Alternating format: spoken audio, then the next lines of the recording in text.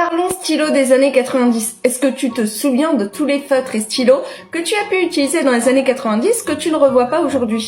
Allez go, c'est parti. En premier, on va parler des stylos qui sentaient bon. Je sais pas si vous en souvenez, on avait des stylos comme ça. C'était de l'encre gel et quand tu écrivais, des fois ça avait des petites odeurs. On va rester dans la couleur avec les fameux Crayola dessins comme ça. C'était un peu les smileys de l'époque si vous voulez, hein. Ensuite, tu avais les Papermate comme ça avec la gomme. En fait, c'était des stylos effaçables, mais si vous vous souvenez bien, ça déchirait plus la feuille que ça n'effaçait le stylo, hein. Ensuite, on avait les petits stylos de glue glitter comme ça.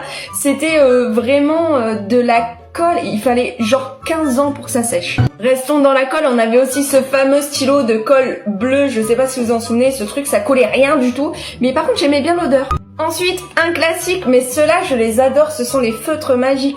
En fait, tu dessinais avec tes feutres, tu passais le feutre blanc, et hop, ça faisait des couleurs différentes. Tu avais aussi les petits crayons de couleur, enfin, c'était plus de la craie grasse, multimine, comme ça, où tu mettais la mine au bout, et puis ça avançait, et ainsi de suite. Par contre, si tu perdais un truc, il était mort. Et enfin, le dernier, c'est un classique, c'est le meilleur stylo pour faire une sarbacane. C'était les stylos Reynolds, comme ça. Oublie pas de t'abonner.